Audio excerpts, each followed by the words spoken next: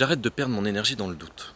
Ça faisait 2 mois que je la perdais, que je mettais toute mon énergie dans le doute, et là j'en mets plus. Et ça fait du bien.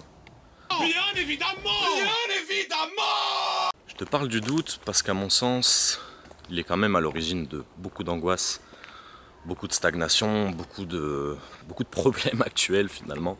Le doute est sûrement humain, et sûrement plus facile à vivre quand on l'accepte, mais reste un problème, en tout cas pour moi, omniprésent et très énergivore. Si tu doutes de ta capacité à atteindre le sommet de la montagne, ne t'attends pas à atteindre le sommet de la colline. Wow! Par contre, si tu es persuadé que tu peux atteindre le sommet de la montagne, je pense que le sommet de la colline est très accessible. Ça, elle est de moi par contre celle-là. Elle est de moi. Bref, tu l'auras remarqué, en fait ce podcast, il a aucune trame. J'ai rien écrit, j'ai rien préparé. Tout ce que je pense d'habitude, bah là je te le fous dans la... Et en fait c'est ça. Je suis quelqu'un de très spontané, qui va mettre beaucoup d'énergie d'un coup dans quelque chose et qui va passer tout de suite à autre chose. C'est-à-dire qu'il y a beaucoup de choses que j'ai entrepris à 100%, que je n'ai pas fini, principalement parce qu'il y a un moment où j'ai douté. Pas douté de la réussite de mon projet. J'ai douté dans le sens où je me rendais compte que m'investir à 100% dans ce projet-là me faisait passer à côté de tous ces projets-là. Je reviens à la référence du restaurant chinois à volonté, où tu as énormément de plats devant toi, tu pourrais tous les savourer à 100% et être quelqu'un d'exceptionnel pour goûter ces plats, mais il y en a tellement que t'en choisis plus.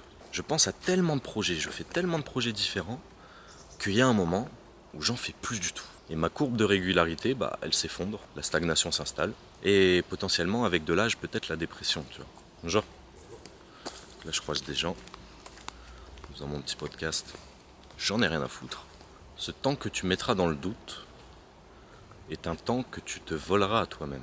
Faire abstraction du doute, c'est se permettre d'avancer. Je pense que j'ai envie de rentrer, donc cette vidéo touche à sa fin.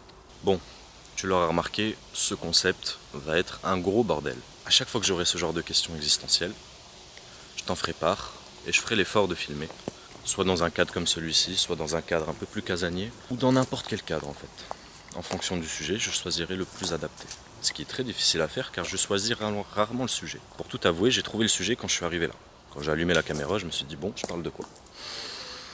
Voilà. Toujours est-il que j'espère que cette petite balade t'aura plu. Elle a duré 40-45 minutes pour moi, elle va sûrement durer 5 minutes pour toi.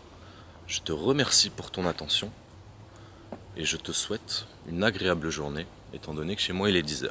Je t'embrasse. Ciao ciao. En fait, non. Et si tu te demandes, mais merde, ce concept n'a rien à voir avec le thème de sa chaîne qui est le street workout, le sport. Mais en fait si, complètement. Le street workout pour moi a passé le cap de hobby, exercice physique ou tout ce que tu veux. C'est pour moi une certaine façon de me construire. Et tout ce que m'a apporté le street workout aujourd'hui, je le retranscris dans la vie de tous les jours sans m'en rendre compte. Donc tout cet aspect spirituel que le street workout m'a apporté, bah, ça a un rapport direct avec le sport. Si tu ne vois pas le lien entre ces concepts, tant pis. Si tu le vois, bravo. Il y a une putain d'abeille sur mon objectif. C'était Matt Monfit pour le premier podcast. Où te sens-tu? Quelle est ta place dans le monde actuel? Je suis désolé, on n'aura pas répondu à cette question, mais on aura parlé de pas mal de choses. Je t'en prie, laisse-moi un petit commentaire pour me dire ce que t'en penses. N'hésite pas à me donner des conseils, je débute, tu le sais. Même si je commence à avoir une certaine aisance devant l'objectif, tu vois. Jeune machine, je t'embrasse et je te dis Davai de tout cœur. Ciao ciao.